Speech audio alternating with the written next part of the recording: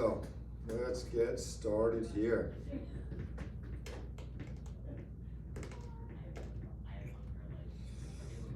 Negotiating offers. Wow, we are all the way up to negotiating offers. We're making some progress. All right. So, actually, everybody who's here in class today has either negotiated an offer in the last few weeks or is about to start negotiating offers because you got listings that offers come in on and negotiate the offers that you're putting in.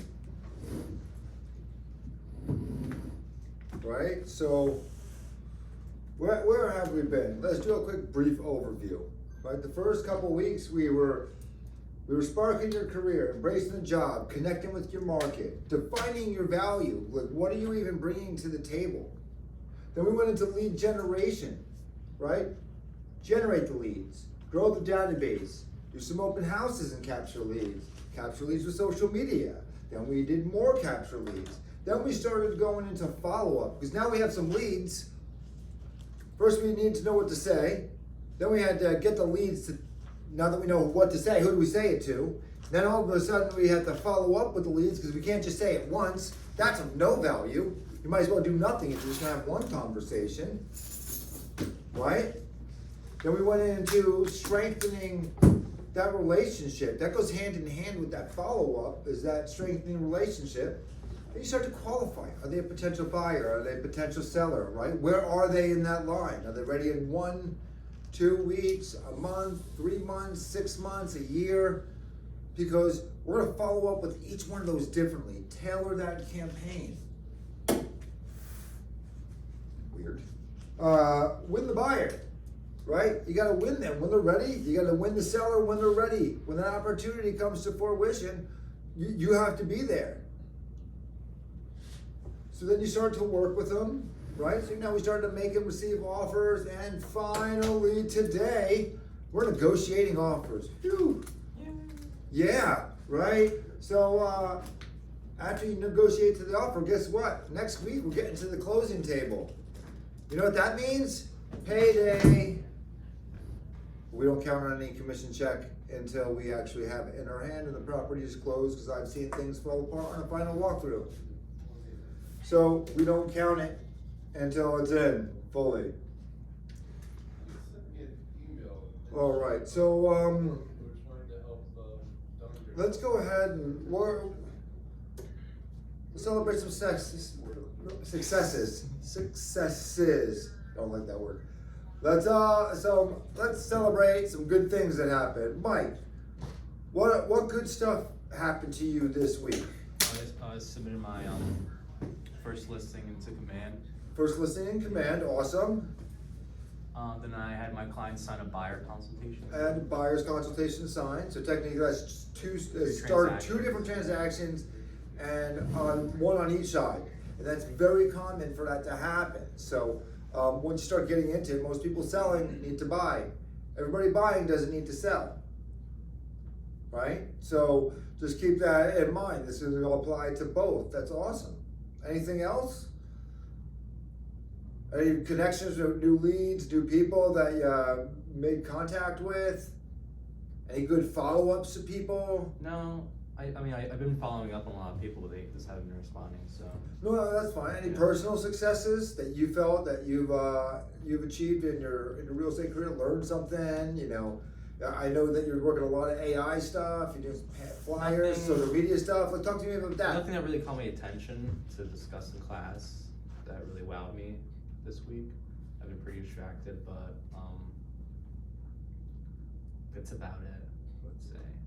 The what? That's about it. Just those two big listings. That listing and the buyer contract. So. Okay. What about you, Todd? What successes did you have as far as working with somebody? Any good successes in that area? Yeah, going under contract with my current listing. There you go. That's a big step. Talking with the seller yesterday, and he's just about ready to start looking, and he already has somebody interested in his house. Okay. So that's good. And when you say looking, he's going to be using you to list the house, though. That I would hope, yes. Okay, But this person approached him directly and said, I'd like to buy your house from you. And he's done that multiple times before. So hopefully he'll see that I helped him so well with this current Absolutely. listing that I'll be able to help him with his house as well. all right, so let's not just assume that we have that though, because if we do, that transaction will go through. It's like, hey, I got some good news. I got the cash to buy now. It's like, well, and you lost the listing. So you want to stay in contact as far as that part too. Oh, yeah. Keep sparkling and sparkling in. You know, this was all late last night, so it's been, So the importance of getting it exclusive, getting an exclusive agreement signed before they're ready to put it on the market, Okay. right? That's Yeah, I'll let you know. that's what it is. That's the importance. right. So now you're experiencing that firsthand. So we always try and push for that to happen because we don't know who's gonna come, knock, you know, what word of mouth. They've been talking to friends and neighbors for a while. I'm gonna do it a year or two. Oh, come to me. Oh, you ready? It's about that time. All of a sudden you lost a deal that you could have had. Mhm. All right. Right. And then last Thursday, I went and bought an item off of social media. And for a $10 item, I also gave her a couple of my business cards. And she was so elated to get that, and because they're looking to buy also. So I got her contact info, got her in touch with Joe for the mortgage, and so we're working our way through that. Beautiful. Okay.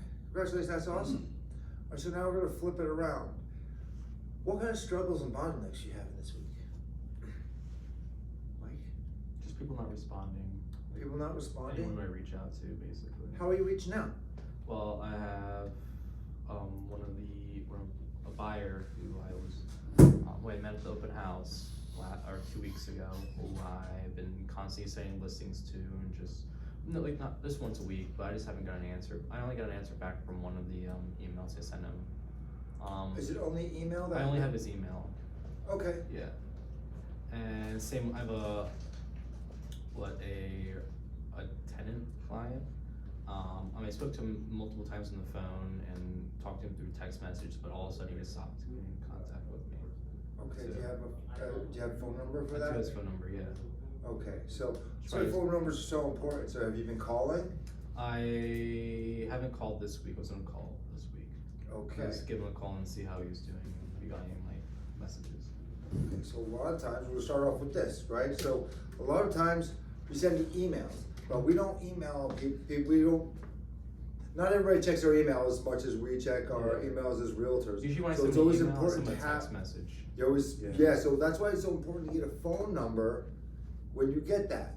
And then they say, and if you're already going email with somebody, and when they do respond, like, hey, listen, is there a good number I can, bless you, is there a good number I can text you at?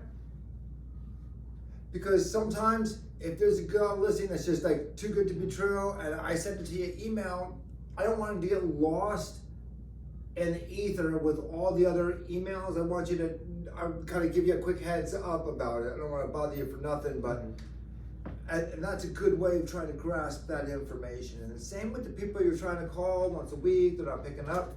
I would probably do that once every 3 to 4 days. I wouldn't wait every week. That's way too long. And then I'd probably follow up with a text. Hey, hope all is well. Just making sure you got my email. 2 days later, no response. Text again.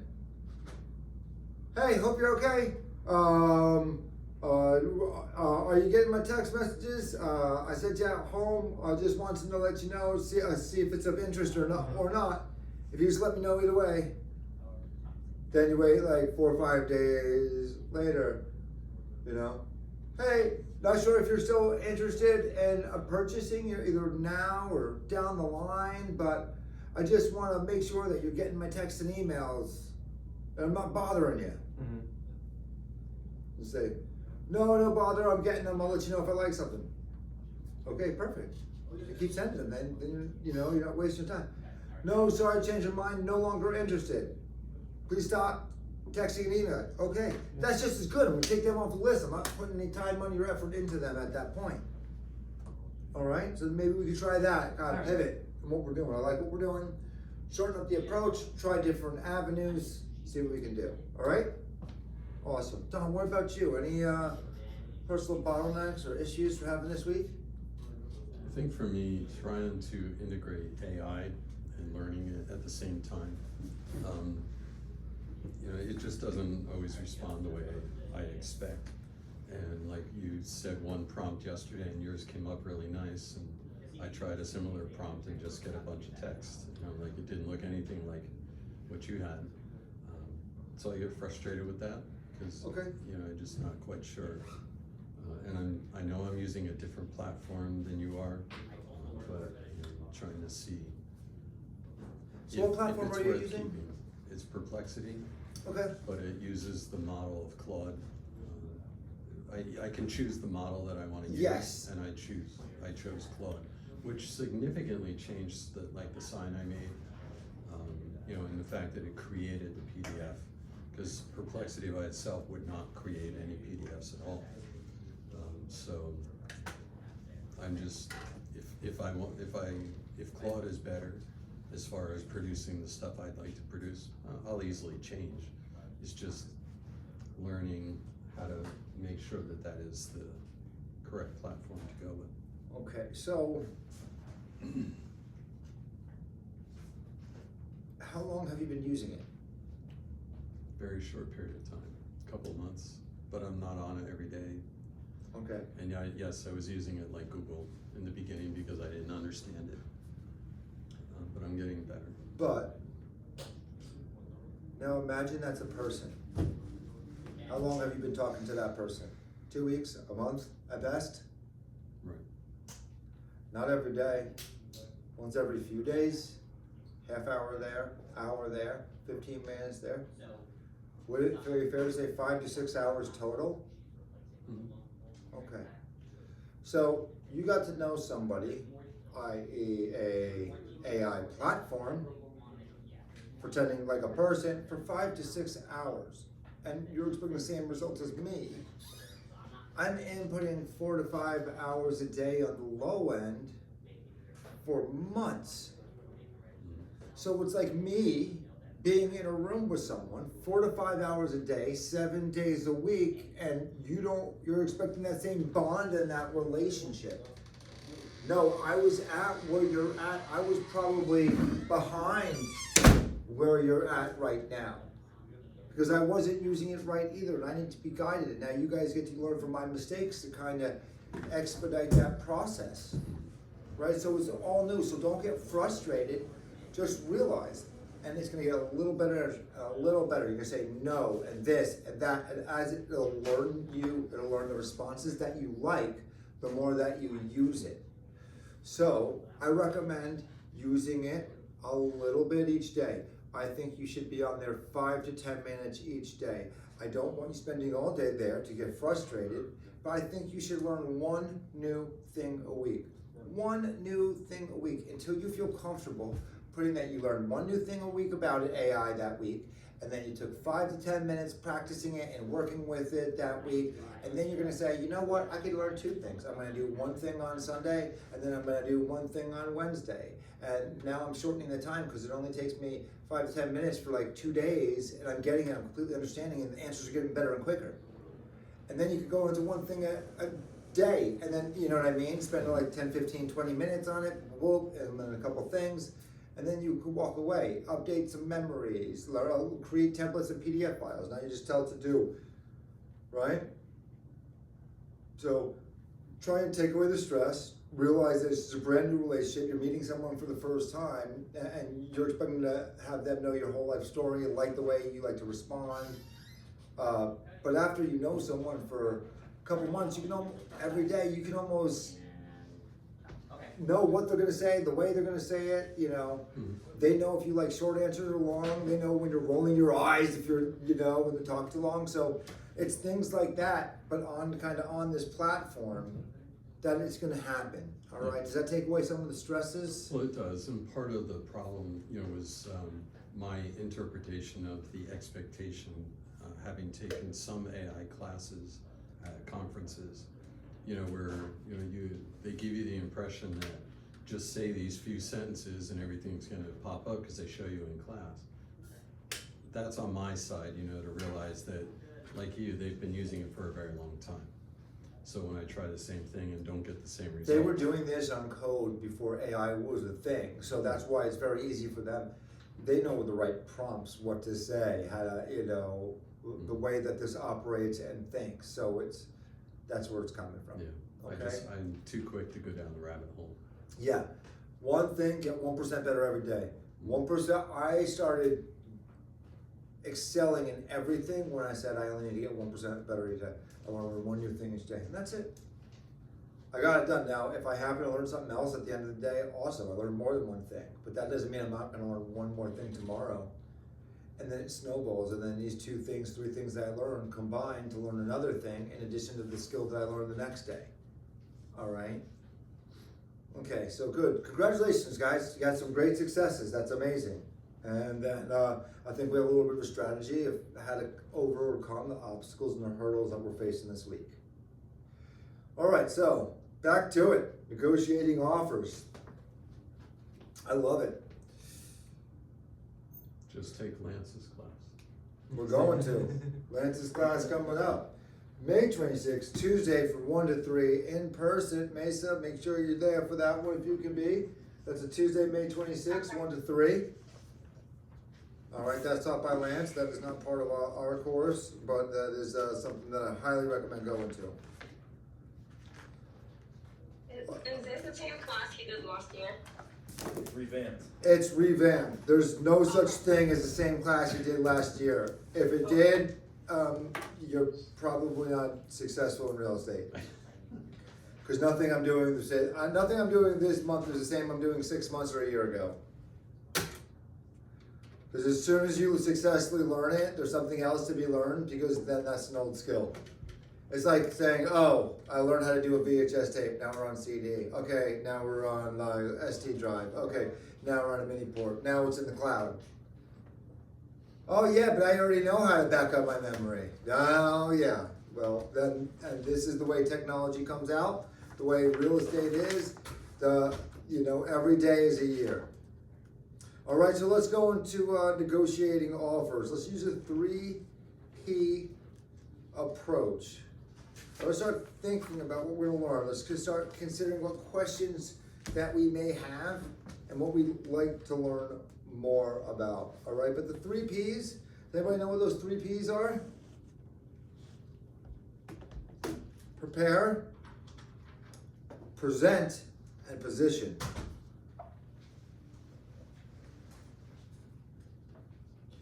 So negotiating is not something to be avoided or to be feared. It's an everyday part of life. You negotiate everything. Everything is a negotiation that you're gonna win or you're gonna lose. It's really up to you. I have a question. Who did not get up when their alarm went off this morning? Did anybody not get up? Anybody hit the snooze button? No? Snooze. You hit the snooze button. Yes. All right, so the first negotiation of the day, you lost. The choice is either get up or negotiate, and the negotiation lost, you went back to bed. Right? The day won on that one. No, You won. No, I no. won because I hit snooze instead of off. No. Because I knew I was going back to sleep. No. Okay.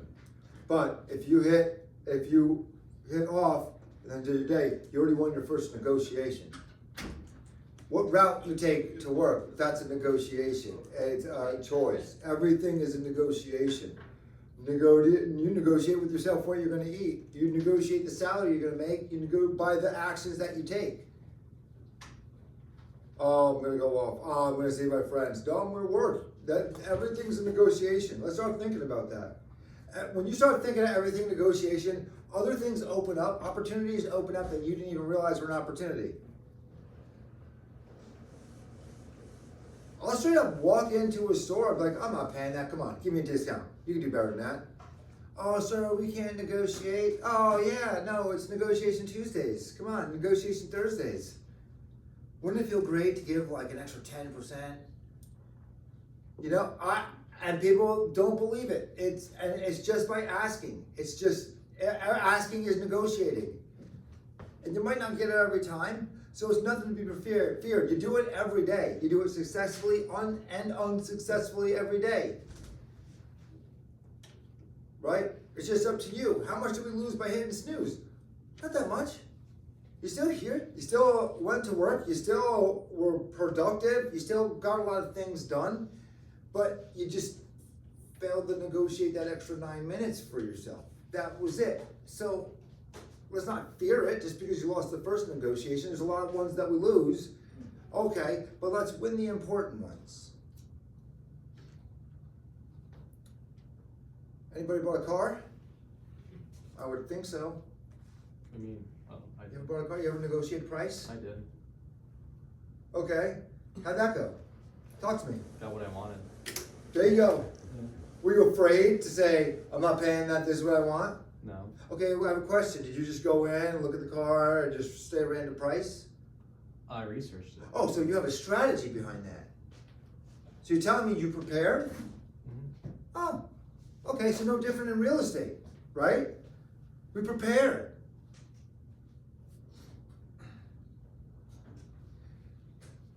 That's something that's what? 10, 20, 30, 40, 50, $100,000 for a car?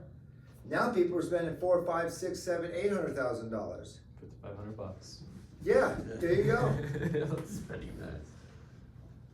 Right? So you negotiate on 5,500. Now what about 550,000? Of course, yeah. Of course. You think there's going to be more things to negotiate? Absolutely. Absolutely. More than just the price. Price is very important. The value of the home, right? What to list it at, what to what offer to accept, what other type of terms. There's a million things to negotiate. So we learned through statistics that a real estate agent's ability to negotiate is one of the top reasons that buyers and sellers are going to look for an agent to help them. Because if you don't know how to negotiate, provide alternative options, alternative routes to get them what they want, to present options they didn't know they had, then they're going to go with someone else. Or they're going to be unsuccessful with you for a while, and then you've wasted time, money, and effort going with them, and then they're going to go someone else. So don't fear it, lean into it. All right, negotiation in the WI4C2TES. I mean, which one relate back to the negotiation process? I think all of them, right? Has to be success. They have to trust you, right? There's got to be trust in the communication. You got to communicate. Got to have trust between you and the buyer, you and the listing agent, you and the person you're helping sell the home, you and a buyer's agent, a lender, right? There's a lot of trust. There's negotiation and there's commitment, the customers, right? Always come first. If they don't come first, who are we negotiating for? Integrity. We can negotiate, not do the right thing. Karma. Watch out, wait how long that takes to catch up to you, because it won't be long. It's gonna be a win-win for everybody. That's what the negotiation is about. If it was a win-win and you applied these, it's gonna be a success. If you applied these, it's just gonna be a win-win.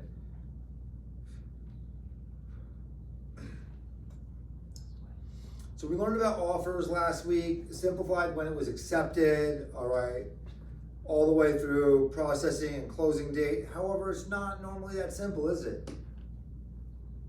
In life, what we say is we make plans and God laughs, right? So we make plans and nothing goes according to plan because it's not our plan. It's a plan that we hope for, the plan that we want, something that we're hoping to happen. But an offer gets rejected, an offer gets countered, right? These are real life things that happen. So every transaction is so unique that the negotiation, it might not always happen at just one point. Sometimes there's several different points of the negotiation. Negotiating the listing price to put on the market, negotiating the accepted price, negotiating the terms, negotiating the inspection items, negotiating closing date.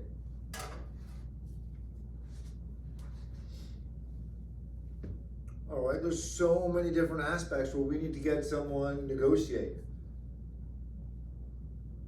Now, an offer accepted close, I would love for that to happen.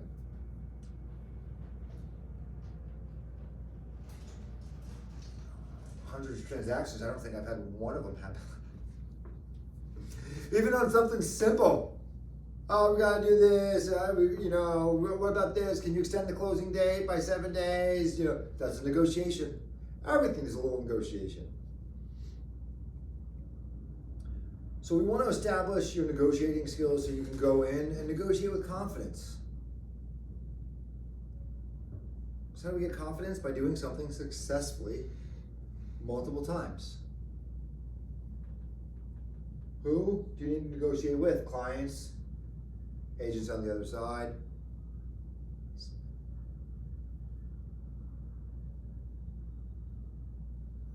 Common points, price, always the price. Even if they don't give you kickback, it's a negotiation because it's negotiation against the unknown, right? They might just say yes to whatever you're going to say. Negotiating with yourself, did I do the right price? Did I do it too high, too low, just right? They're going to say yes at $449. What if they said yes at $499? What if they say yes at $399? Right? So just because they don't give you kickback technically doesn't mean it's a negotiation. They're accepting what you say. That was a successful negotiation on your part, so make sure that's a win-win. High enough to get them the best offer, low enough to get people in the door. Not too low where it screws them over, not too high where nobody comes and takes a look at the property. Right? Terms. Timetable. Do they need to stay there? Maybe they need to live there for another 60 days to the end of the school year. They bought a house or having a house being built, right? They have to wait until they get an offer accepted on their home. Until their home closes, that's when they can buy. All negotiation things.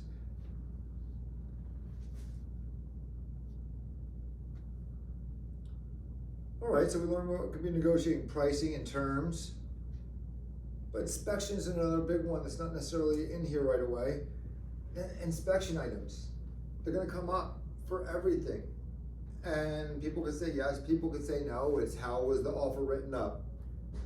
What terms you're putting in that offer? Because you're negotiating some of those offers, those terms, while you're putting the offer in.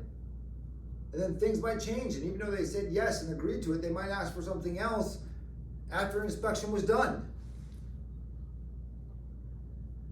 I know we said we're not going to bring up anything under $1,000, but we found 10 things at $900 a piece, and we can't afford to do $9,000. Unfortunately, we were going to have to walk away from. We got to walk away. Can we split the difference at $4,500? Whatever. So there's going to be negotiations in there. Septics are going to fail. Now, negotiation, they can have a meeting of minds. Okay, we're going to take it with that failed septic.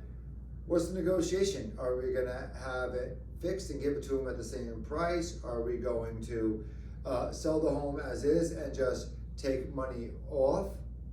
Are we going to have money put in escrow where they buy it for the same price? A certain amount gets held in a bucket. The septic gets fixed while they're moving in there. Then once it's repaired, the rest of the funds get released. So we agreed that it's going to be taken care of. We're negotiating how it's going to be taken care of. One person might want the new septic in.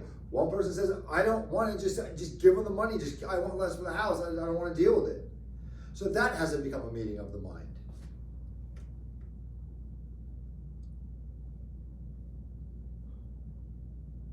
All right, so back to the 3 P's approach. Prepare. Preparing is key to presenting. It's being confident and ensuring a smooth negotiation process. Because if you don't prepare, you can't have that, right?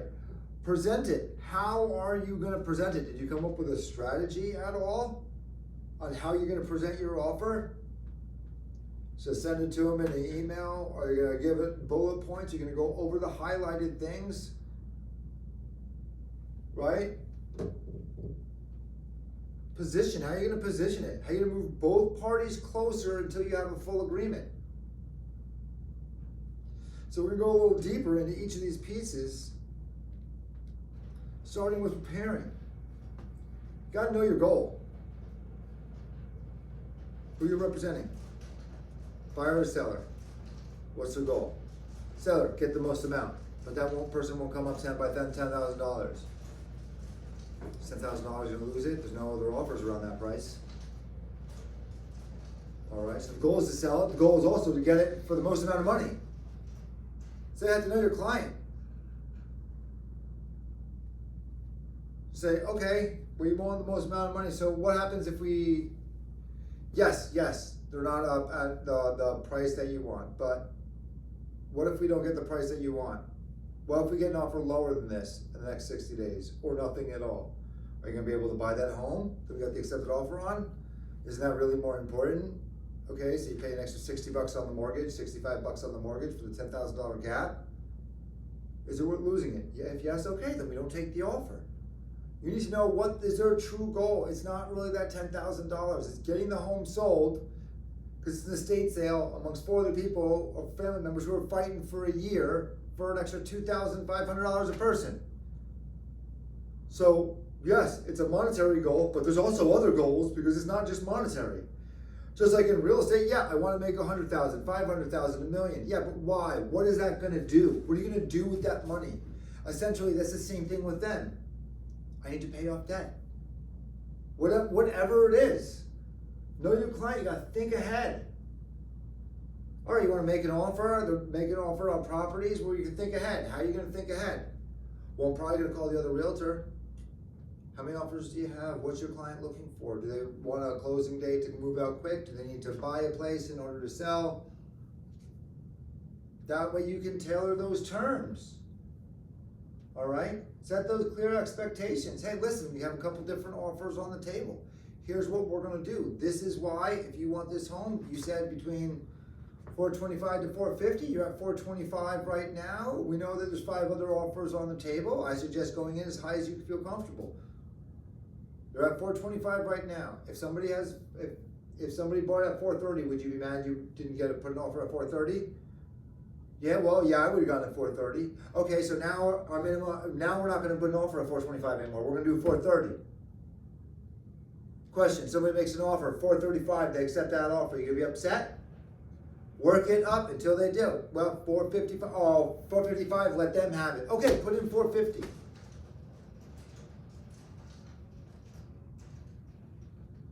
Obey the laws. I don't even need to get into this one. Obviously. All right? Obviously, we're going to obey those laws.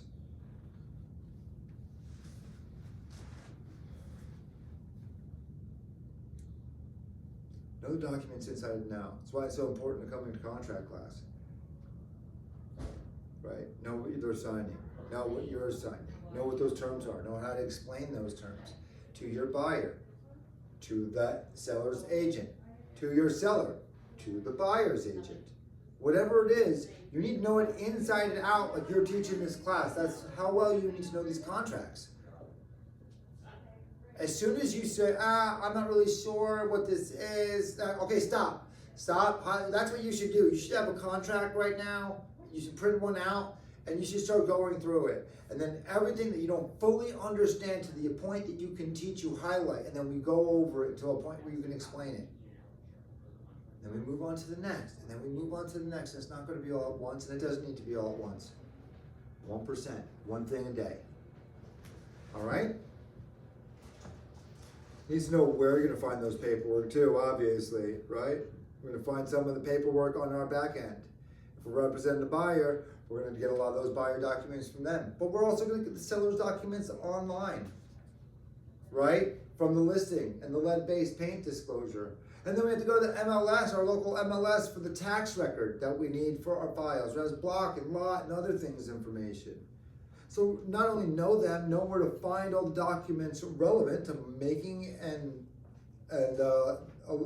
taking a listing and making and taking an offer for a buyer.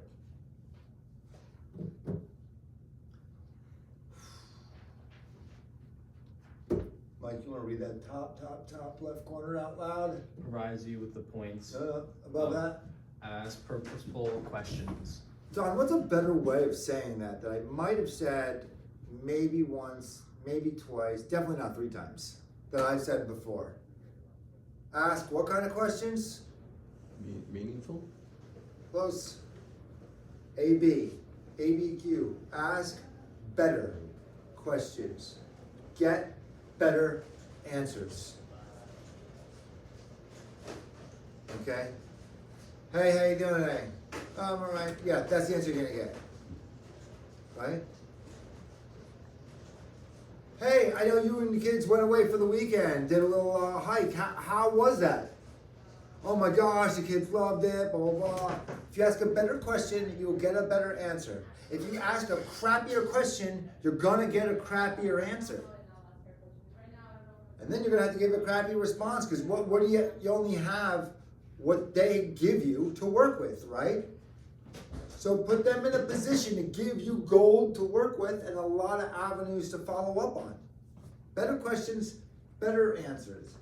All right? Provide you the points you need to negotiate. Represent a buyer. Hey, so when are they looking to buy? When are they looking to sell? And do they need to do something quick? Would they prefer to rent back? Do they prefer to have something push the closing date out? Are there any terms that they would like in there? All right? Is there anything in the house that they might want to leave that would be advantageous rather than thrown out that we might be able to help with? Provide insight on where you and your client will have leverage. Oh, that one I use all the time. Hey, listen, I don't know if you know this, but they're using my preferred team of lender, title, and attorney. So I will have full control of the transaction from start to close. People that I've used multiple times in the past, and I'm not on a 9-to-5 banker's relationship with. So if anything goes awry, I have the ability to call my title, my attorney, my lender on a Saturday night, on a Sunday morning. You know, it doesn't have to be, I have to wait until a Monday to Friday to get in contact with them. All right? So when you say things like that, your preferred team, they know that, all right, it's not just, somebody found lawyers.com and you're going with that, right? You good? Oh, you gonna say something? No, that was funny. We were just All right, so as you gain this information, every little thing that you get, you know what? Don't put 45-day close. They can't close for 75 days. Perfect. So as soon as you get that information, you're gonna put buyers flexible on closing day, put 75 days in the contract. It says wrote in 75 days, but can be extended or expedited if needed as to the seller's needs. Wow, why? Because your buyer's still living at home with their parents or renting month to month, so they don't have to be out by a certain date, right? So your offer just right on everybody else's, even if they're a couple bucks more, because somebody else needs to be in within 45 to 60 days. Okay, so every piece, that was a little bit more valuable, right? Hey, listen, they would love to limit things a little bit on inspections. They really just got whatever it is. Okay, limit your terms on the inspections. If you know the home is, whatever you need to do, any bit of information you can get for them is going to be more valuable. Any piece, 1%, your odds just went up, right? I have a question. You got 1% of the odds of winning the lottery. It's really crappy odds, right? Now, I probably should have said this backwards. Let's revert. Close that. You got 2% odds. Really crappy odds, right? Of winning the lottery. But would you rather have 2% odds or 1% odds? 2%. But that's really crappy. That means 98% odds are against you. Why would you want 2%, Mike? It's better than 1. Because it's better than 1%. So every fraction of a percent, every small tidbit of information that you can use to sharpen your offer is like a knife. You're sharpening. So you go cut through the rest of the offers. It lands on the board right in the target and gets accepted.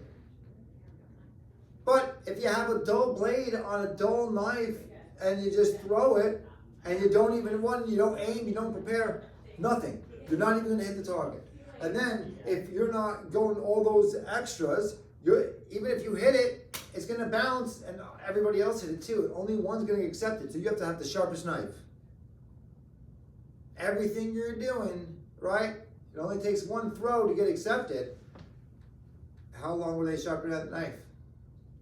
Just doing market analysis, one every week. Sharpening your skills in that, right? A lot of other things we do that we don't think that are actually just knife sharpening skills. For you as a realtor, sharpening your skills. So you come in with the sharpest blade and then the right tool for the right offer.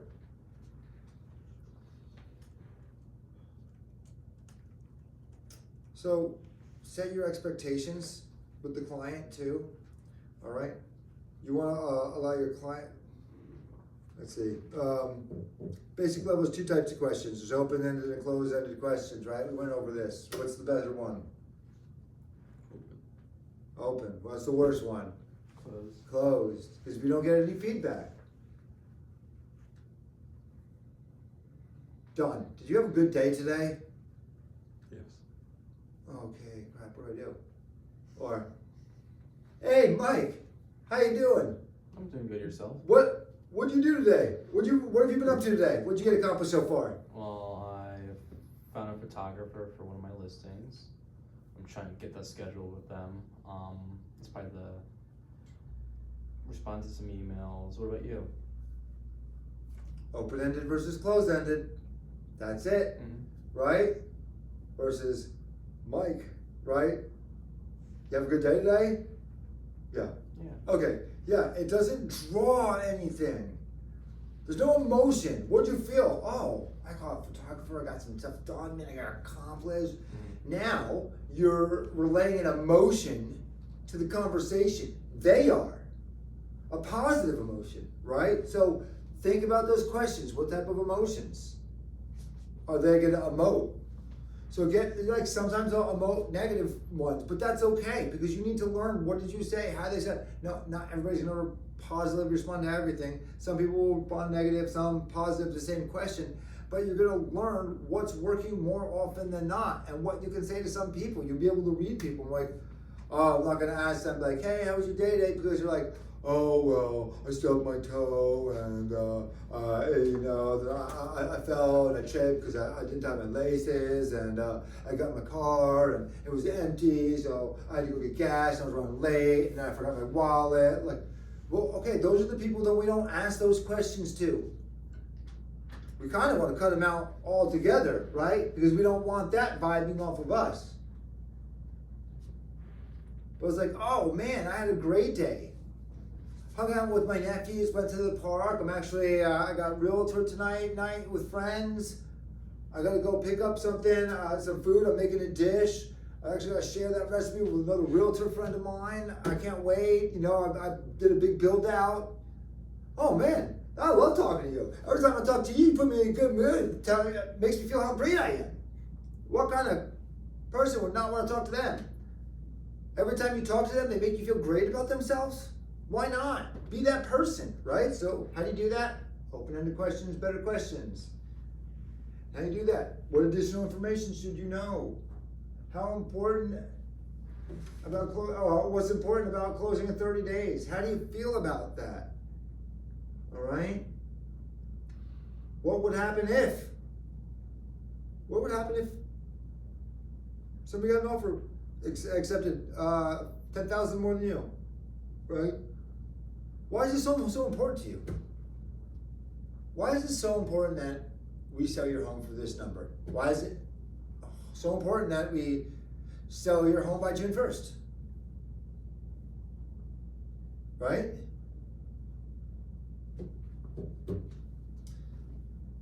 So let's prepare. Now what we're gonna do, we're gonna present. All right, because how many times we had to present? Once. You put on a show, that's it. Anyone go to a play? Or a Broadway musical? Or anything like that? Concert? Music concert? See a band, a musician? How many times do they perform? Yeah, they might do it a couple of times, as in they will do it a couple of times, but most times they will only do it once for each group, right? One performance that night, that's their presentation. They're presenting to a whole new group the next night. Do you think that's the first time they picked up? Do you think they prepared? Yeah, they did, didn't they? They've been practicing. They were getting ready that presentation. They know. Culmination, years of work, lighting, where they're gonna go, where they're gonna walk on the stage, the timing, everything right. The ropes and strings, make sure they don't get hit with a sandbag, right? What is that? You're calling the other agent, you're paying attention, nonverbal cues. These are all things that you're doing so you can present perfectly. Listen to what is important to the other party. Stay calm and relaxed. Focus on the customer needs. Give your offer the best chance. What do they need? What does the seller need? Piece that together in the best possible light. But you also want to have a good relationship with the other agent. So the first time you talk to that agent should not be after you give them an offer. Honestly, the first time I call every single agent before I show the property. Why? Hey, listen, I'm showing your property. I'm sure you saw me, you accepted my showing for this weekend. Just curious, so what do you know about this listing that you can tell me that's not in the MLS? I know it only has a certain amount of characters.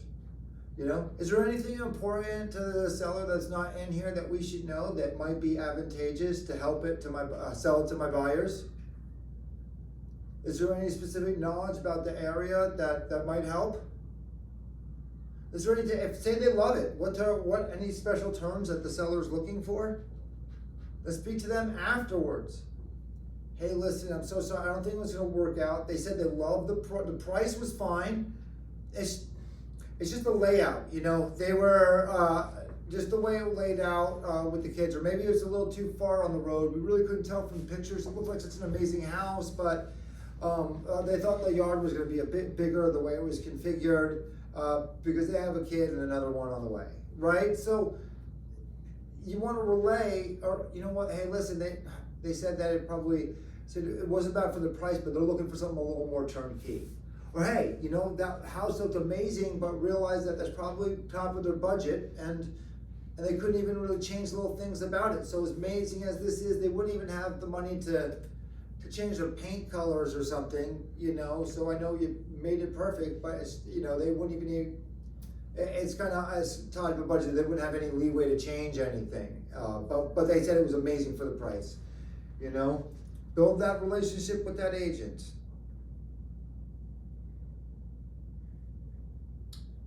So remember, even if they don't seem cooperative, that other agent, even though they might be short and curt, when emotions die down, they're going to remember how professional you were or were not.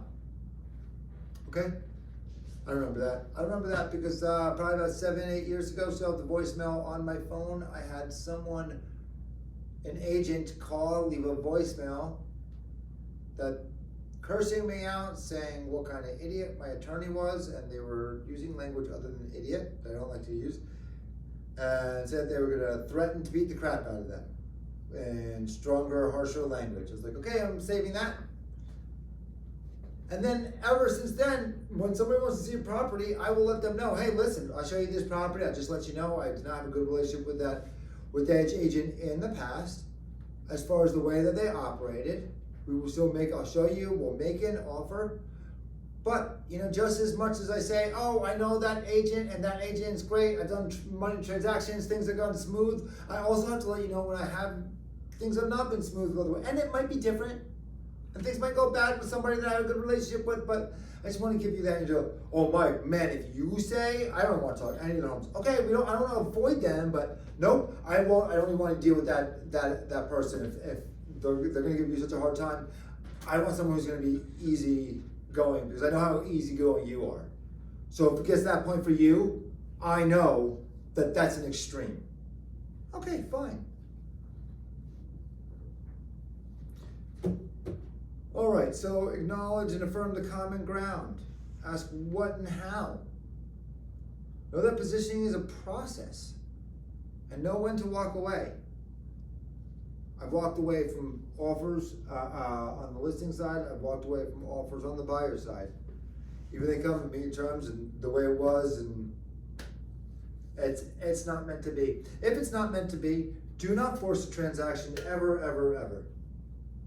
You know why? Because it's not meant to be, and you'll get a commission check, but they might love you now, but wait, something's gonna go wrong. There was a reason that that house was not meant to be for them, and the right one will come along. Okay? So if it's not a win for you, a win for them, and a win for the seller, it's a win for nobody. It's lopsided. Right? Like, I would love to bench 300 pounds. That'd be a win for me, right? Would that be a win? Bench 300 pounds? That's a win. Now, if I was only allowed to lift 300 pounds with one arm, and I couldn't even lift one on the other arm, is that a win? No. No, that's not. That's so unbalanced. Everything is lopsided. That is not a success. How am I gonna put on a shirt? My shoulder, my neck, it's all jacked on this side, on this side, it's like a limp noodle. I can't wear a watch because my hand would fall off. Right? So it has to be even, balanced, win-win. All right? Win-win, both wins. We can push up and successful together. That's how we ensure that. All right? Think about that.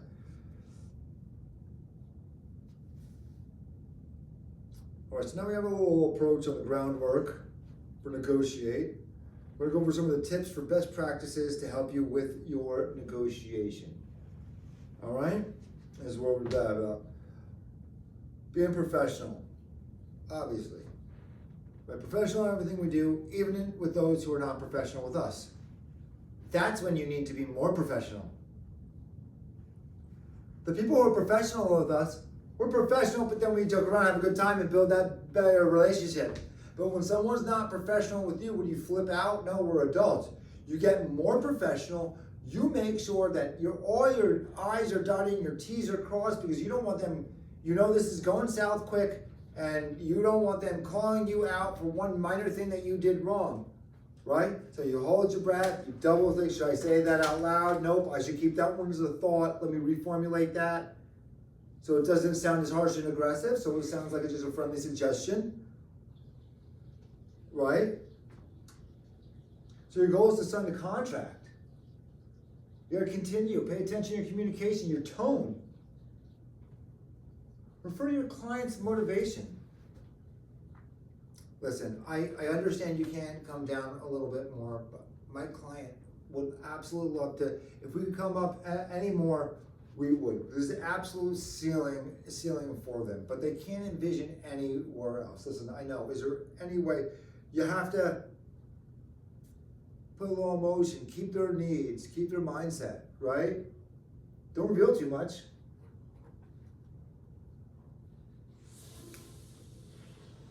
Oh, if you guys don't come up, screw it. Please just get you guys to do it. If not, we'll give you the extra 10K. My clients are gonna come up anyway, but I really just wanna save them a couple bucks.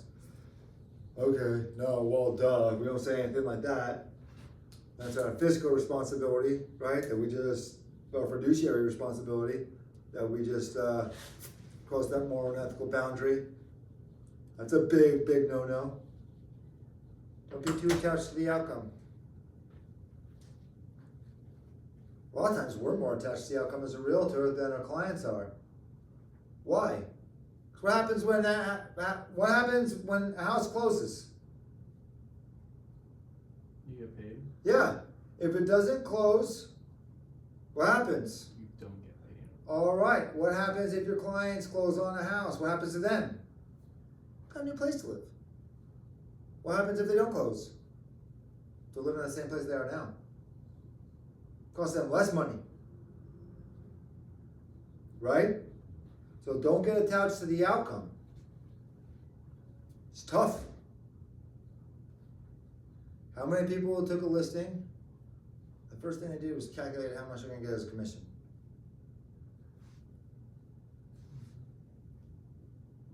I did. I used to. Sometimes I still do. It's tough. It's tough not to. It's tough. Easier way, count as a number. Number 1. And number 2. So what's your goal? 10 families? Boom. Okay. 15 families? 20 families? 20 transactions? 20 transactions, that could be 1 family, buy, sell. There you go. Sell, sell. 2 transactions. Right? So that, and it's very hard, but once you start doing that, you realize path in the math, it's not in the commissions. The commissions are what follows, but if you're concentrated here, you're not gonna ever hit your numbers here. I don't know anybody who's ever said, I'm just gonna concentrate on the end goal of a marathon. What do? They practice, they know how much they need to hit their half marathon by, quarter marathon by, right? How much they need to hit their 5K. They know how to pace their mileage. Now, what is that? That's just appointments. Okay, I want to close the marathon in 2 hours. What's that? 20 transactions, right? That's your marathon goal. 6 months, okay? You gotta know in 6 months, you gotta be on track for half of that, 10. 3 months, okay? 1, so now that you keep breaking that down. So now you know 5 and 3 months. So that's about 2 successful transactions for a month, right? So 2 successful transactions a month doesn't mean every transaction we get is gonna be successful. Not every one that appointment we get is gonna be turned into a transaction.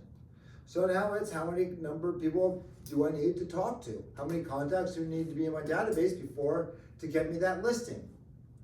Okay, work that backwards. X amount, a couple 100, drop down X amount by 60 a month. Oh my God, that's a lot. How many a week? Okay, 14. Well, it's still a little more adjustable. Well, how many is that day? 2? You're telling me 2 people? If I talk to 2 new people a day, I go to the grocery store, I meet 2 new people a day, right? That's a lot more obtainable. But we will never get to that. Oh my God, 20, how am I gonna do 20 transactions in a year? Oh my God, but if you just concentrate on your goal of talking and putting 2 new people into your database a day, and you knew that that will get you to your 20 closed, then that's all you have to worry about. You don't have to worry about any other number. 2 in, 2 in, 2 in. And then what happens? The first one comes, takes a while, a little bit later, second, then a little shorter time for third, fourth, then all of a sudden 2 transactions a month, and then 2 transactions a month, then 2 transactions a month. All of a sudden it's to 3, so it makes up for the first 3 months where you didn't have any transactions. And then it starts spitballing from there. And say, oh, well, that's kind of easy. I want to double my income, so I don't even want to think about 500 people in my database to 1,000. Heaven forbid. But once you got up to 2, go up to 3, then go up to 4. Now you double your income. You just need to know what you're doing every day. I don't need to know. I got my goal for the year, broke it down day. And that's why we have the tracker. That's exactly what that's for. You do that, you'll be successful. That tracker is because the path is in the math. Any system, every system says path is in the math. All right, so don't be attached to outcome. Your clients cannot, you can't get everything you want. And your clients, they don't get everything they need all the time. Don't let it affect your mindset. If a deal doesn't go through, your client doesn't act on your recommendation, find a different win for the client. They didn't want to go up to that price, wasn't for them, tell them, oh, they're like, oh, I should have. Well, maybe it was meant to be that they didn't get their offer accepted and they didn't go with your recommendation, because if they didn't make that offer on that home, they wouldn't have went up 50,000 on the next one, because they were only going up 10 on the first one, and found out there are multiple offers over 40,000 higher on the other one. And I was like, oh my gosh, that's okay. All right, now maybe we got to put a little more down, whatever, to more, whatever it is. If they want to be realistic, now they have their dream home, but they never would have changed their mindset if you didn't help and get that first one, didn't get accepted, right? So who cares? That was meant to be. It was meant to be, because if you didn't, you would have been just unsuccessful every single time. No. So you need to educate, inform, and then turn those into successes. Right? Because they always say, God, they say you pray for patience, does God say, okay, here's your patience. No, what does he do? Gives you opportunities. He gives you the opportunity to be patient. He puts you in situations where you're going to test your patience. That's what happens. Same thing with real estate. Okay? That's all I have for today, guys. Thank you very much. I appreciate it. Today was 18. We have 19, 20, and then we're jumping into the new course. And in 30 days, I will have that new program for you. I also will let you know that we'll come with other benefits for you and you only for in this class. Okay? So you have questions about it, I'll be able to talk about some now, but probably in the next 30 days for the unveil for you guys later. We're gonna be kicking butt and taking names, all right? Thank you very much. Thanks for coming today. Mike, do you have the recording from last class on Thursday? I wasn't here. I do not know if I recorded that one here on there. So I think I stopped doing the Zoom recordings, so on there. So give me probably, because last week, Wednesdays and Thursdays were the only two. Yeah, no, thank you.